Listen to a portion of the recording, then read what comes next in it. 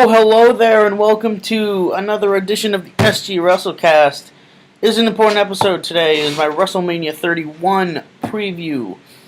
We're nearing basically a year since I started this WrestleCast. I haven't been going all the way through the year. I took a couple months off to just kind of deal with whatever.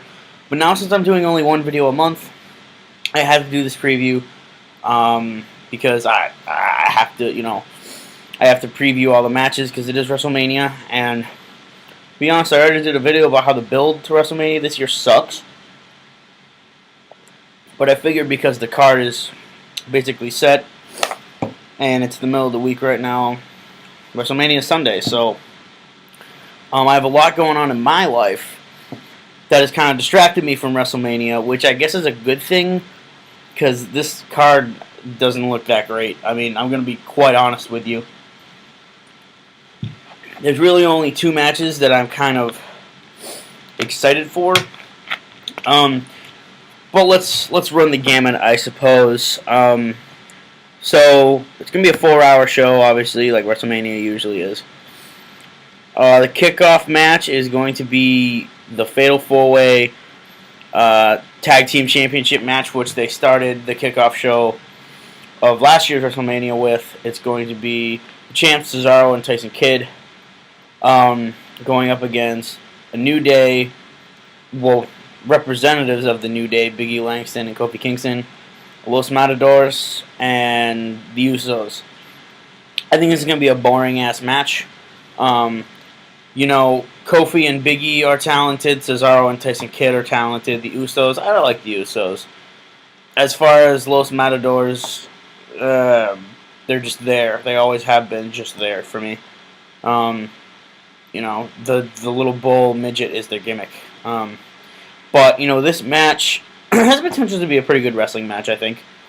I'm sad it's kind of on the kickoff show, but something had to be the kickoff show, right? Next, I guess we should talk about the Andre the Giant Memorial Battle Royal. The second annual Andre the Giant Memorial Battle Royal. So, the thing with this one is that there's only a bunch of superstars already confirmed to compete in it. The Miz, Curtis Axel, Ryback, Fandango, Adam Rose, Zack Ryder, Jack Swagger, Titus O'Neil, Darren Young, Big Show, Kane, Eric Rowan, Damien Mizdow, Sin Cara, Goldust, Heath Slater, Mark Henry, and both members of the Ascension. Now, I think a couple good contenders to probably win this match. I mean, I'd like to see Ryback. Ryback would be a good one. Maybe Eric Rowan, just because he's on sort of a kind of a face push here. Mizdow would be a good one because Mizdow is like the most over with the fans. I don't know what they're doing with Miz and Mizdow now. And now that they've broken up the Goldust and Stardust match, so they had to put both of them in opposite battle royals. Whatever, that's fine. I guess, Goldust would be a good one. He's probably going to stay in towards the end. And Mark Henry, because he made his big return. Honestly, I think it's Henry winning this year. Why? Because I just think he's the most important storyline going into that battle royal. But you never know, because I didn't think Cesaro was going to win last year. I totally thought Big Show was going to win last year, and then Cesaro ended up winning. My problem with the Andre the Giant Memorial Battle Royal is the winner should get something. I don't know what it is, because I'm horrible at kind of coming up with ideas for stuff like that. But yeah, they should get at least something.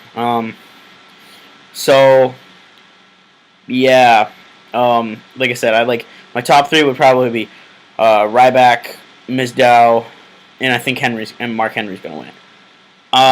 The other thing is that at WrestleMania Access, there's going to be an NXT tournament. Basically, to determine the winner of that tournament is going to be entered into the Andre the Giant Memorial Battle Royal, which is very, very exciting. Basically, it's going to be Adrian Neville, Finn Balor, Tyler Breeze, and Hideo Itami in that tournament. I think that the guy that's going to compete in the Battle Royal is going to be Adrian Neville. Why? Because he's been NXT champion and he's the next to kind of move up, and that's a good way to make his splash onto the main roster. But if not, it's probably going to be Finn Balor because Finn Balor is the shit, and Finn Balor is love, Finn Balor is life. Now, Tyler Breeze and Hideo Itami both would be good competitors too, because all four of these guys are awesome. I'm a fan of all four of these guys. Kind of less Hideo Itami, but that's because he doesn't really have any personality. But it's not really his fault. His promo cutting skills are kind of bad. Alright, so that's the Andre the Giant Memorial Battle Royal. Next, we have the IC Battle Royal. Between, let me see how many superstars are in this. So it's Bad News Barrett as the champion, R-Truth, Dean Ambrose, Luke Harper, Dolph Ziggler, Stardust, and Daniel Bryan. Now, like, here's the thing about this IC Championship match. It's a ladder match, by the way.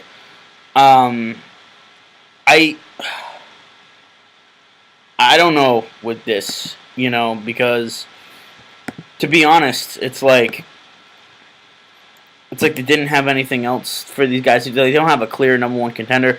I think they should have had Dean Ambrose and Bad News Barrett in one more match. That's just me. I think favorites to win this match for me is Dean Ambrose. I think he actually will win. But I mean, Ziggler could win, or even Daniel Bryan could win. I don't think Bryan's gonna win because they have. I heard it may be just a rumor, but I heard Daniel Bryan is going to be working with Dolph Ziggler after WrestleMania, which is going to be awesome. But the thing is like, why save that until after WrestleMania, you stupid pricks? Anyway, Daniel Bryan should be in the main event. We all know that. Anyways, moving on from that. So yeah, that's my pick. Dean Ambrose is gonna win this. Bad News Barrett is not a bad champion. He just, he just needs to kind of. He's had that title way too many times, and like, obviously he's hit the glass ceiling, as we say, because he really just kind of. I can't envision him being in the title picture anytime soon, and all of that. So the next match I should talk about is probably the Divas match, because it's not even a Divas title match, which is kind of lame. I'm going to be honest with you. But, I mean, it is a tag team match. It's Paige and AJ versus the Bella Twins. I'm so looking forward to Paige and AJ kicking the Bella Twins' asses. It's not for the title, but I hope they go over. I really hope that the Bella Twins get what they're asking for, because I hate the Bella Twins. I hate them so much. They're a waste of TV time on Total Divas and in the ring, and I don't know why Nikki's the champion still. It's like putting the title on like a stick figure. So literally, she's nothing. She has no charisma, no nothing. I'm not gonna go on a Divas rant right now. Maybe I'll save that for another separate video. But like I said, Paige and AJ Lee are basically, they start and end the Divas division for me until girls from NXT start coming up. It's not looking good. It's not looking very good for the Divas division. But anyways, moving on. So we got Randy Orton versus Seth Rollins. This is going to be a great match. The build-up for this has been the booking's been really weird for this, because Orton just went over Rollins on Raw 2 nights ago. So I don't know why they did that. They should be saving their payoff until WrestleMania. That being said, because Orton went over on Rollins, honestly, I think Rollins is going over at Mania. I really think he is. In multiple ways, more than one. I'm gonna talk about the main event pretty shortly. about how I think Rollins, because he's Mr. Money in the Bank, can be he can be involved in that. But I think he's eventually going to have the belt some way or another. Because you know what? The guy's the best wrestler out of all the guys in the Shield, and he's the best heel. But, you know, this match is going to be a great wrestling match. I hope they get enough time to really, really put on a good match. Okay, next I guess you should talk about John Cena versus Rusev. Yeah, I don't care because this match already happened. As far as I'm concerned, Cena's going over, boy. The burial of the century. Here we go. Guarantee you, by SummerSlam, Rusev's not on the main roster anymore. I guarantee you that. Why? Because Cena is going over on Sunday, and he is going to absolutely bury and kill Rusev. Unless they find another gimmick for Rusev, because, as we've seen, the aggressive, unbeatable Russian basically has no character after you beat him. And Rusev already went over on Cena. I don't get why they're doing another match. Like, I don't know why they did the match at Fastlane. Just have them do the Mania match. So yeah, that one's going to be boring as hell. I'm not looking forward to that one. Alright, so we only have 3 left to talk about. Oh boy, here we go. This is a match that technically should be like the match of my lifetime. Because when I first started watching wrestling seriously in 2007, the guy that caught my eye, that like got me into wrestling, actually being an avid follower of wrestling, was The Undertaker. Because The Undertaker in 2007, 2008, it was right before the WrestleMania 24 feud with Edge, and that still people say is some of his best stuff ever. And Undertaker was the man, and he was doing some of his best work at that time. He was multiple-time world champion, and he was like, I mean, he was awesome. The problem is that I wish this match, Bray Wyatt versus The Undertaker, could have happened in 2009 or even 2010. I would have taken 2010. Why? Because they had to wait for something like this after the streak was broken. This match, we have the guy that was my favorite wrestler and got me into wrestling in The Undertaker, who is one of the best to lace his boots ever, and my current favorite guy on the roster, Bray Wyatt, who, I'm just saying it right now, he's going to be champion soon. He's going to be in that title picture after, you know who goes over in the main event. But the thing about this match is that Wyatt's going to have to carry The Undertaker. I do think The Undertaker is going over, but I think the psychology of this match and everything that goes into it, it's going to be a damn good match. Like, it's gonna really, really, it's gonna absolutely, they're gonna kill it, and I know it because you know what, Wyatt's gonna get really,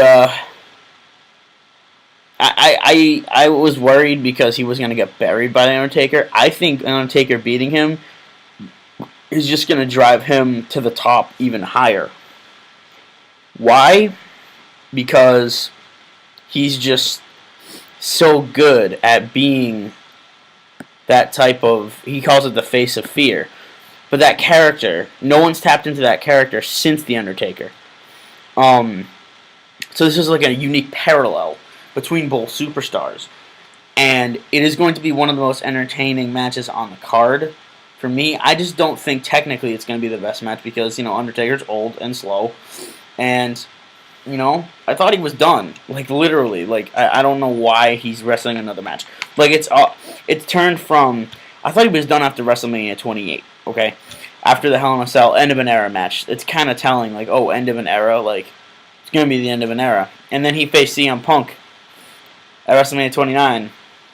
And like that was a great match, but it wasn't up to par to like the last couple of years that he did, like 25, 26, 27, 28. And then he decided to wrestle Mania 30, and he looked really bad there. I'm sorry. Like Lesnar, yeah, Lesnar killed the streak. He did all of that. He's the man. I love Brock Lesnar. But the thing is, like, for me, the streak is over, so why wrestle again? You know? I don't know what Mark has left to do. Unless he was like, he really wanted to push for working with Bray Wyatt. Because he thought that Bray Wyatt, like some people, like me do, think that Bray Wyatt can be that new top guy who is your top babyface, but is this sort of otherworldly face of fear character. Bray Wyatt is going places in this industry. I'm worried because this match, the timing of it, kind of feels all wrong. So, yeah, that's all I really have to say about that match. I think Taker's going over. Sorry, but after losing the streak, he can't lose 2 in a row. He just can't. Unless they really want to shoot Wyatt to the moon and have him absolutely kill The Undertaker's career. To have him be the last guy that puts The Undertaker out. Even though Lesnar was the guy to break the streak, maybe Bray Wyatt's that guy to end The Undertaker's career. I don't think he is. I think Undertaker's going over to redeem himself and then retire. But I think Bray Wyatt is getting propelled higher either way. Wow, that was a lot to talk about one match, but it's important because it's an important match to me. Okay, now we have the Icon versus the King.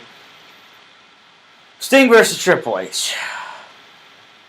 What do I have to say about this one? Well, I think it's a dream match, like the Undertaker Bray Wyatt one is, but Sting looks damn good. I'm going to say it right now. Sting looks way better than I thought he was going to be coming into Mania. And I thought, really, people wanted to see Sting Undertaker. But the problem is that they're both too old. And they wouldn't put on a good match together.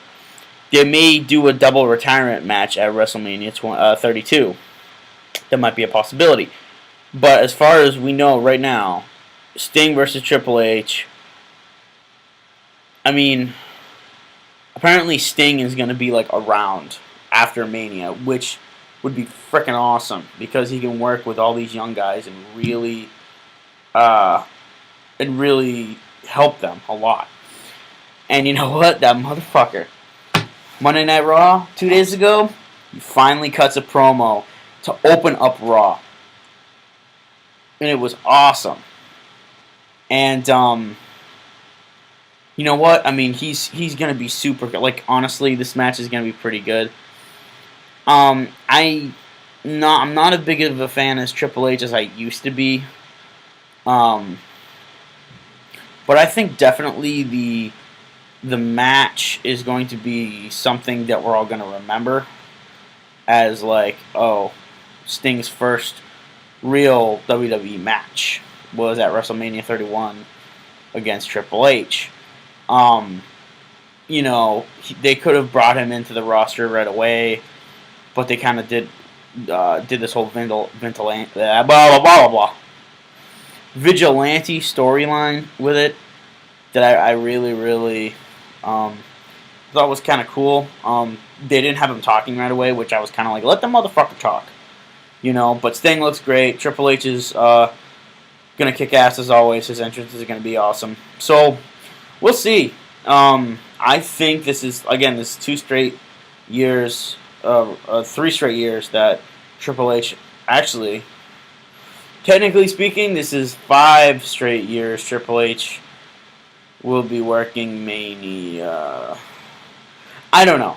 But it's almost like Triple H, yeah, he's quasi-retired. Like, he's not really retired because he wrestles on certain pay-per-views. Very strange. But I think Triple H is in good enough shape still, and so is Sting. They're going to put on a hell of a show. It's going to be one we're going to remember. All right, here we go. Main event time. I don't care. I don't care about the main event. And that is what kills me. Because it's Brock Lesnar. And he is a beast. I loved watching him kick Cena's ass. I loved watching him work with Seth Rollins. But this match, it's like, whatever. Do what you want, WWE. You know, this year they finally, they couldn't, you know, they didn't want to do what they did last year, which is give the fans what they want. So, guess what? You know, Roman Reigns is going over, and he's going to get booed out of the building. And he's the top babyface. If Lesnar leaves and goes to UFC, fine, I guess. He had a good run. And Heyman's the man. I hope Heyman sticks around to cut promos and stuff. They should have him on the commentary commentary desk instead of that douchebag JBL. But Lesnar and Reigns, I'm going to say it right now, is going to be half an hour of "Let's Go Lesnar" chants, and it's going to be a shit show. It really is. And this is the main reason why I'm not looking forward to this pay-per-view as much as I should, because honestly, a lot of, like I said, the Bray Wyatt Undertaker match and Sting versus Triple H would be worth it to me. Oh, and Rollins versus Orton. If that was the entire card, I'd be fine with that.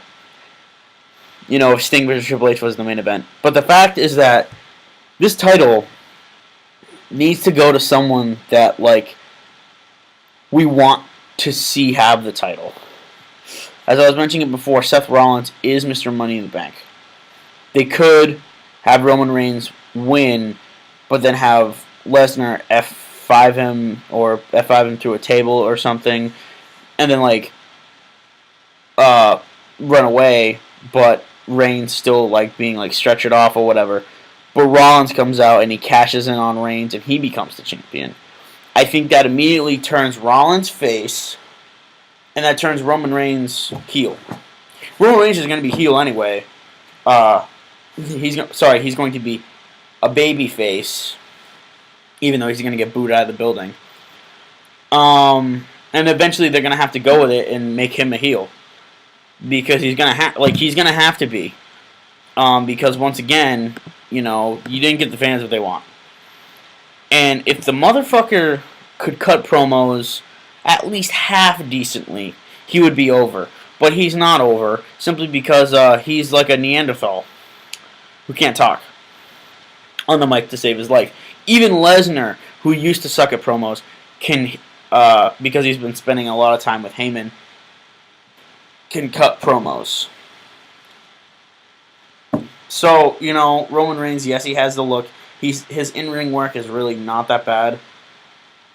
But, like, whatever they want, whatever the WWE wants to do, if you want to have that guy as your champion, go ahead. I, in particular, I'm going to still keep giving you my money because there's other stuff on the cards that I care about. But your title should mean something, and it's just going to devalue the title once it's on Roman Reigns, and you have a WWE champion who can't even cut promos or sell very well at all, or work with other people. So yeah, that's kind of my big gripe about this year, is that they want him to be the next guy.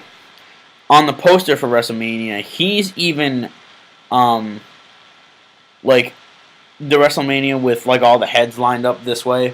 Lesnar's at the front, but then he's the second one above Cena, which I think is really, really funny, because like it's kind of symbolic of, yeah, like he's gonna be the guy over Cena for the next, 10 years. And it's like, oh, yeah, but I mean, can't you get someone else who's twice as talented as Roman Reigns? I'm telling you, man. I'm telling you. WrestleMania, Lesnar comes out, he gets a huge fucking pop. And then, Dana, Dana, Dana, Dun, dun, and you hear Daniel Bryan, Daniel Bryan, and people start fucking yesing when Lesnar hits German suplexes. It's gonna be a shit show. I just know it is. Like, it's not that I hate Roman Reigns. It's just the fact that like he's not the right guy at this right time. I'd say if you're gonna go with anyone instead of Daniel Bryan, you should have gone with Bray Wyatt. That's just me. But if you wanted to go with someone, if you had to go with someone else besides freaking Daniel Bryan, like, I don't know who else you would go with besides Bray Wyatt, or if you really want to take a chance on Ziggler or Ambrose. But that's the thing, they set it up so that it was designed so that Roman Reigns can be the champion, and it's like, WWE, what are you doing? WWE, like, I'm telling you, that fucking Shield theme hits, and you hear, we want Bryan. This is bullshit. Daniel Bryan. You know what I'm saying? I mean, it's gonna be absolute hell. And for Roman Reigns, I feel bad for him because he's not over. But it's like he's getting paid anyway, so he don't care. I don't know. I'm hoping for a Seth Rollins cash in so that he can become the champion. But, I mean, ultimately, I'm hoping for a Brock Lesnar ass whooping. Brock Lesnar whipping Roman Reigns' ass. That's what I meant. I didn't mean Brock Lesnar getting the shit beat out of him. So, yeah, guys, that's my WrestleMania 31 preview. Hopefully, it's a pretty good show for WrestleMania. And it'll be interesting to see what kinds of storylines are going to come out after this. And as we go into the next year, who will be the next champion? Who's going to be... like I said, 3 of the matches got me intrigued. That's about it. So thank you guys for watching another episode of the SG WrestleCast, and I will see you for the WrestleMania 31 review, which is probably going to be a very long video, and probably going to be very entertaining, depending on what happens at Mania.